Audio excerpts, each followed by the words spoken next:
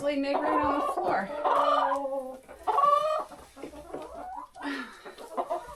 Good morning. Good morning, chickens. We've had a couple of very cold nights. Not very cold, minus 20 degrees Celsius these last couple of nights. And so just to make sure the chickens kind of were warm and comfortable for the first time ever. So this is my 5th year having chickens. But for the first time ever, Brian and I installed a heat lamp in the coop just to take the chill off.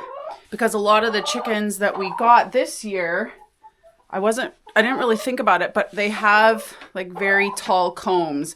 And when chickens get frostbite, it tends to be those that have the really tall combs.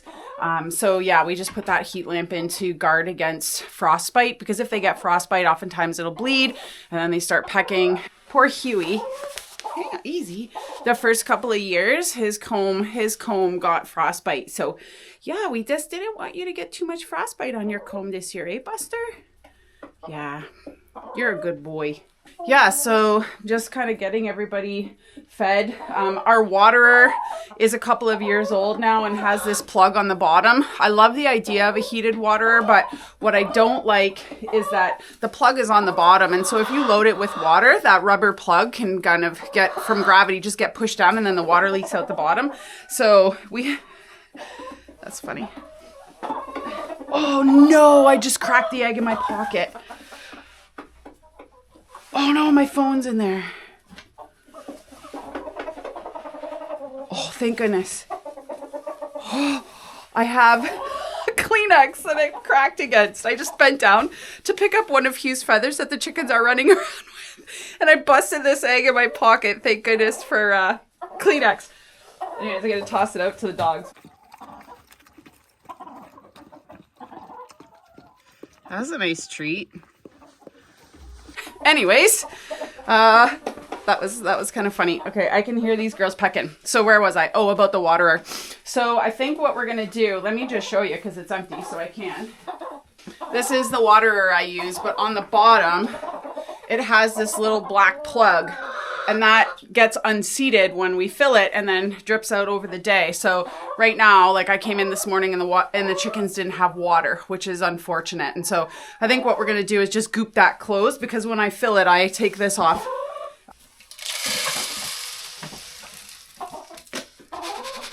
If I remember correctly, that's the first time I've broken an egg in my pocket. That's pretty good. Huey. Hi, buddy. There you go, girls. I've been getting kale out of the garden. It's frozen solid, but bringing it in, and these guys have really been enjoying it. I just wanted to show you how I clean my waterer. So I bring it outside, I take the top off, and normally there is some water left in the pan. If not, I just use especially in the winter, it can get scungy if you don't clean it every day. So I just have a scrubby when I give it a wash and a scrub. And then usually once a week I take it inside and I give it a good scrub. It's important to me that the chickens have clean water every day. They should always have access, even in the winter. So I do this every day.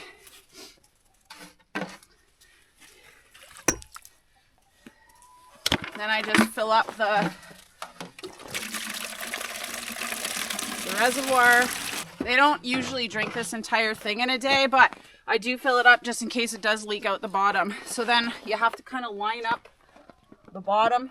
So I just line that up, twist it on, and then I push down the black rubber plug, turn it over, and bring it back in to hook it up. Fresh water. Fancy! Hey, Fance! Hugh and Fancy snuggle every night on the roosting bars. She's a beauty. I love Fance. She's one of my OGs. Okay, first job done. It's beautiful out here right now. Not too cold. Light snow. Chickens are happy. So you might be wondering where Simon is. Well, I got a bit of a story. So Simon was doing so well in the chicken coop. He was having a very good time. But I did start to notice that kind of the egg laying cycle was changing a little bit, and I just chalked it up to the solstice and the shorter days.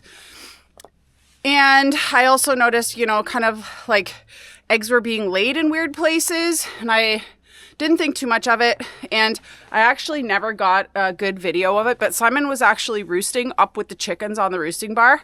I saw it a couple times, but really what it was he was harassing the chickens. He wanted to be a friend, and a little bit more. He wanted to be a friend with benefits. And so one day when I went to go to check on the chickens or whatever, it was in the morning, and I saw this one chicken from the bottom part of the coop. I saw this chicken in the nesting box, and she was in her kind of egg laying trance. And, but when I really looked at her, I could see her comb like shaking. And I thought, oh my gosh, like, is there some kind of medical emergency? And I thought I had to like do some kind of medical intervention for this poor chicken. So I climbed up into the coop, and I looked in the nesting box, and there was Simon trying to mate with the chicken, if you know what I mean. So I yelled his name. I'm like, Simon! At which point he got backed off and then went around to the front of her head and continued to try to mate with her. So that was a hard no. So I grabbed him out, and then Brian and I had a conversation, because rabbits this time of year is their favorite. They got a big thick coat. They love being outside, but he's black and just against the snow. I just was afraid of predators. I mean, I always am when you let a domesticated animal out, like it's a reality. He does have a lot of hiding places, but I don't know. We just decided to keep him inside. So Brian agreed to have a shop bunny. And because rabbits can be trained to have a litter box, we were hoping that we would be able to train him to, go to the bathroom in one place, which ended up being super easy to do. Literally, like, there was no training involved. We let him go to the bathroom once. It was in the same spot, and then all I did was built a wooden frame. We put a rubber mat down and then filled it with wood chips, and Bob's your uncle, and he is having the time of his life in the shop. I wouldn't mind having a friend for Simon, but you never know when you get another rabbit if they're even going to get along. And so we spend enough time, especially Brian. He spends a lot of his spare time in the shop, so he's got a buddy. So I'm gonna take you in and show you Simon's new digs, because he's not allowed to be in with the chickens. I was actually thinking I might let him out on a day pass and put him back in with the chickens just to hang out. But definitely it will be in the later afternoon once all the egg laying is done, so that he doesn't disturb that process. So let's go in and check him out. I got to turn the music off in the shop first. Then we're going to take these girls for a snowshoe. So my Lister man. Hey? Yeah. You like your new digs, don't you? So the beauty is I still get a lot of bunny cuddles. Sometimes he loves it. Sometimes he doesn't want anything to do with me. Oh, you love that.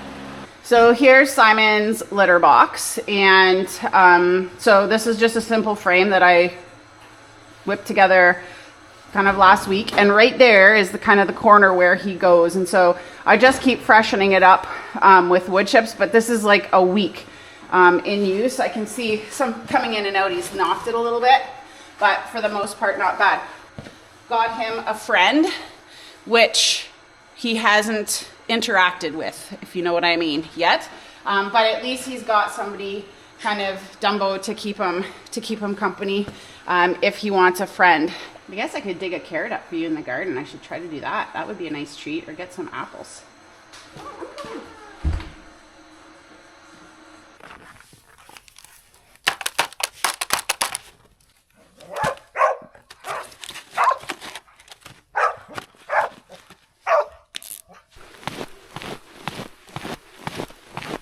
I see my trail crew has come in with the snow machine. I was too nervous to do it. So this is nice. It makes snowshoeing, my snowshoe, it packs me down a good snowshoe trail.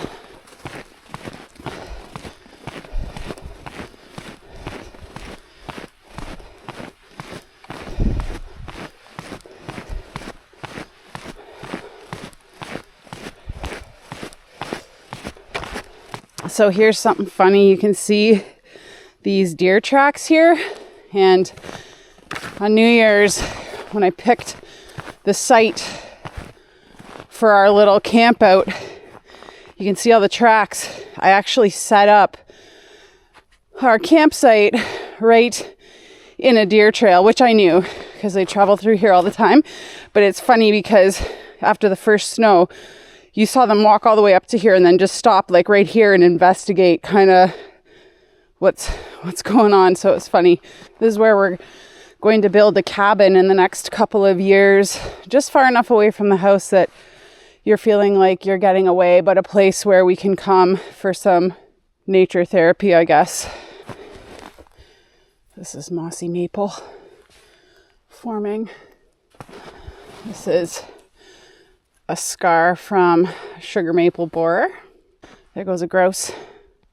Cool, let's go see if we can see where if it was bedded kind of in the snow.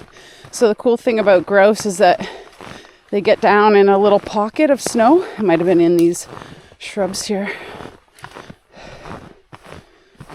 Might have been right in here.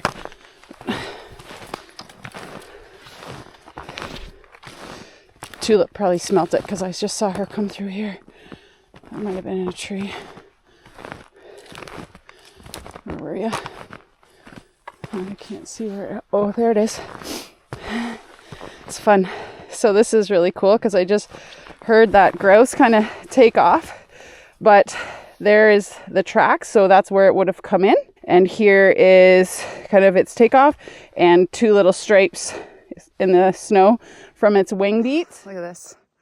It's so beautiful. Oh man. I could literally right now be out here all day because it's like -5 or something. No wind. So it's super warm, especially if you're moving, but it's gorgeous. Holy smokes. These are the moments. So I did, when I bought my DJI Action 4, I bought a bunch of accessories from Ulanzi. I'm pretty sure this came from Ulanzi, but I got this little chesty. And I've always just thought they're very weird, to be quite honest, and so have never worn it. But there are times where I just want to go and I don't want to be holding anything in my hands or kind of setting up any kind of equipment or anything. And so I'm just testing it out today to see if it's something that I want to use in the future. I like to do like demonstrations and like teach some things if I'm doing something that I want to share with my hands. And so I've never used it for that, but I feel like I should be, especially with projects like knitting and stuff like that. So yeah, I got to test it out. I've got to get outside my comfort zone. I have this bad habit of being afraid of things and letting that stop me from trying.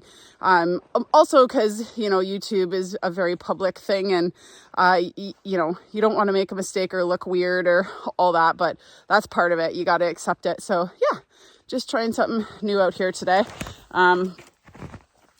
Having a peek at some of my fave trees. I mean, really, they're all my favorite. Who am I kidding? I am actually today, hopefully, going to go look at new cameras. So up until, this is like my 3rd year. Am I going into my 4th year? I might be going into my 4th year of YouTube. And the other day I looked and I have like 230 something videos, hardly watched, but I don't care. Like, I'm proud of myself for just keeping going. And I do it because I enjoy it, but I have been struggling lately with whether I'm going to continue or not, because it does take a lot of time. And like, I work full time, so there's that. But yeah, I feel like I have to bleep or get off the pot at this point. And so it's something that I really want to do. And so I'm going to commit to the next year. But part of that is growth in your abilities and buying new equipment. So thank you so much. Oh, Celia from, she and her partner live in Svalbard. I'll put her information here because I can't think of it. But when I watch some really great YouTube channels, I always try to find the videos where they talk about their equipment and gear. So I watched hers just the other day, and John from Lost Lakes. Thank you, because man, you are a very good teacher. It's interesting. So John from Lost Lakes actually went to the college that I teach at. So we do have a very small, very distant connection. But thank you for all of your tech reviews. It is helpful for people who are just starting their channel to look to other people to kind of see how they work their magic. And both of you work some serious magic. And I'm really lucky that I have the support from Brian, and also working in a different job that you actually make money at. It allows me to kind of upgrade my equipment, but I do struggle with justifying buying new gear because I'm just not that good. So there's that. But anyways, yeah, so today I'm going to go and just do some research and go to a store that sells better cameras. Let's walk and talk. Last year, but just look at this for one moment. Look at those little happy pups. Beautiful sun. Oh, it's just stunning. Anyways, last year I upgraded and I bought a DJI Action 4 right here. And until that point, I had been using my iPhone, which I'm filming on right now, iPhone 13. And I also bought a MacBook Pro, which broke the bank, but I love it for editing video, and I still just edit on iMovie, hoping to upgrade to something new. So stay tuned. Probably, Final Cut Pro. I've watched a lot of videos. I am not good at learning new tech, so I have to pick things that I'm actually going to do. So that's the whole thing about upgrading to a bigger and better camera, is that it is going to require a learning curve, and that is my Achilles right there, is learning new tech, like learning it better than just like how to turn it on and press play. So I have to go today to do some research and find the balance. I've watched a million hours of video, but I mean, that is actually not doing the thing. So now I actually need to do the thing. Look at this white pine. Look at that with the sun and the snow on the boughs. I'm such a tree geek, nature geek, but I love it. Anyways, so that's kind of where I'm at in my YouTube journey. I have definitely struggled with the feeling that, like you reach a plateau, you don't have a lot of viewers. That part can be hard. It can be hard to handle, but to be quite honest, I wasn't even watching the videos after I posted them. Like, I wasn't watching to see how many viewers, but Brian, my biggest fan, does. And so he would say like, oh my gosh, you got over 100 views. Don't laugh, all of you big YouTubers. But for me, that was a big deal. And so, like I said it in my New Year's video that I've never been out here to get 1 million subscribers. Mostly just to show people that this can be done, and hopefully to inspire them to do the thing. Whether that be outdoor adventure, trying a new homesteading skill.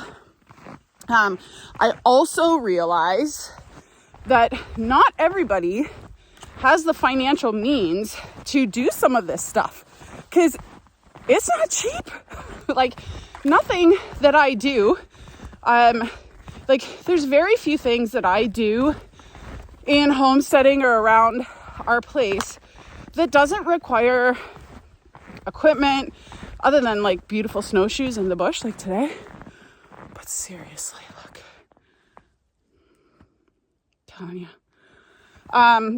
So I understand that part too, but there is this thing called Facebook Marketplace. Luckily, I have my own expert in-house that will do all of the research on Marketplace if I want a new piece of equipment or something like that.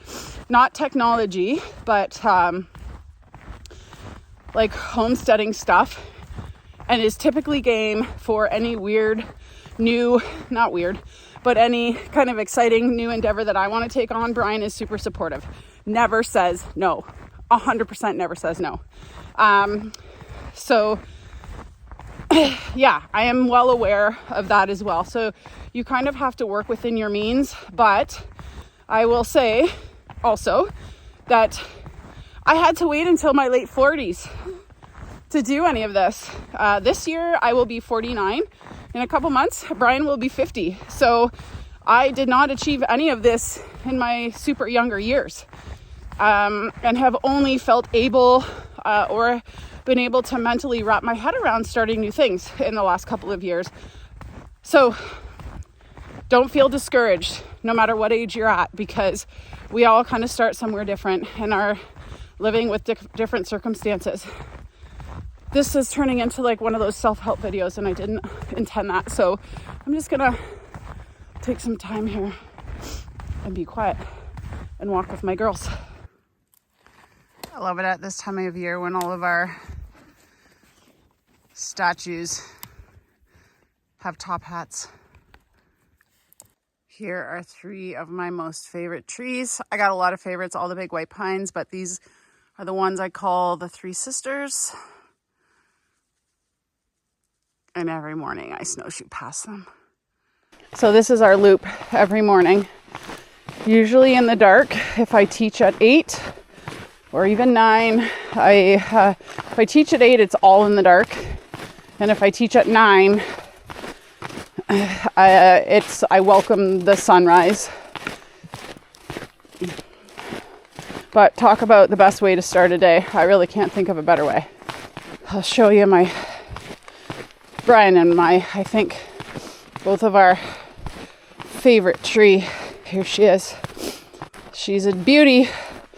Probably, I don't know, I would say she's probably close to 100 feet to the top.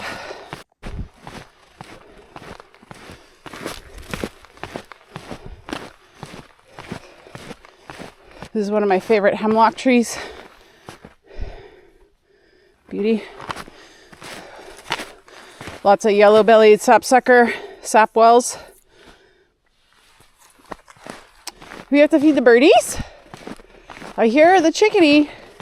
Does that mean it wants some sunflower seeds?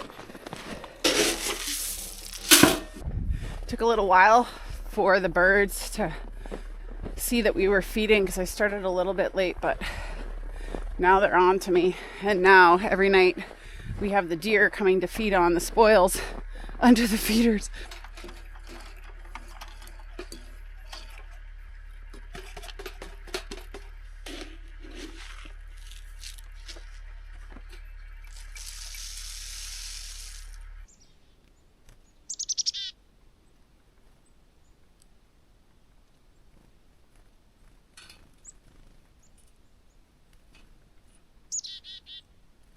I want to make it my goal this year for a chickadee to eat out of my hand. They're pretty used to me being here, but they just don't come right over to me. So, have to work on that. Cool. However, I finished doing the firewood and I was like, where are the dogs? Well, they had broken into the garden and they were digging out all my carrots and eating them.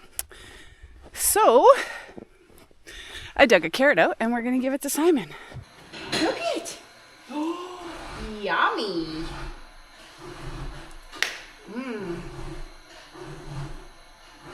Yeah, I guess so.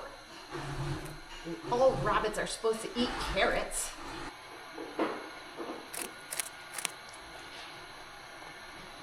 You're like 2 little oxen. Oh, you 2 are hilarious. I also need to purchase a new tripod. This tripod has been awesome, but its legs are too long. So when I want like a low shot, I can't get it. So new tripod too. This is going to be an expensive endeavor.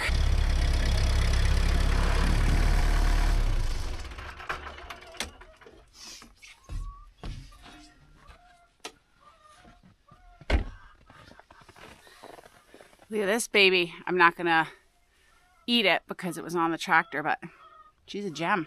Remember how much fun it used to be when you were a kid with icicles? It still could be, just not this one. Stir a drink with it.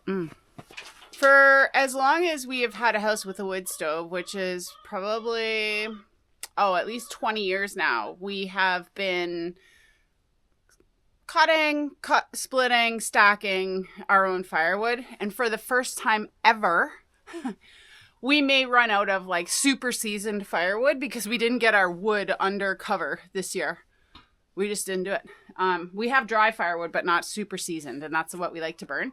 We burn about 5 face cords, not 5 bush cords, 5 to 6 face cords a season. And this winter so far hasn't been very cold, so we haven't burnt too much, but we only had, I think, 4.5 cords stacked in here in this like little Quonset. So yeah, that's okay. No big deal.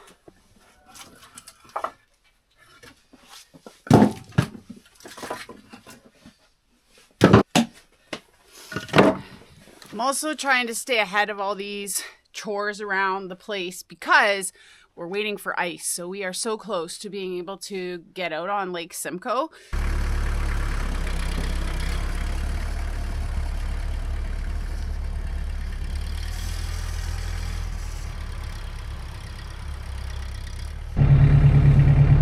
So unfortunate you can't play the radio on YouTube. I could provide you the real concert experience. You're all missing out. Blame YouTube.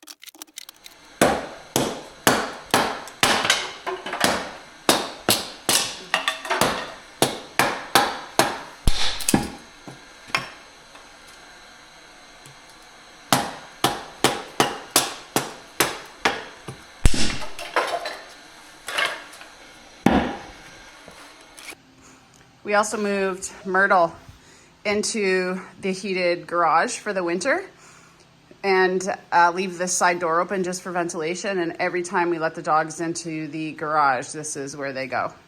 Come on. Do you have a snow beard?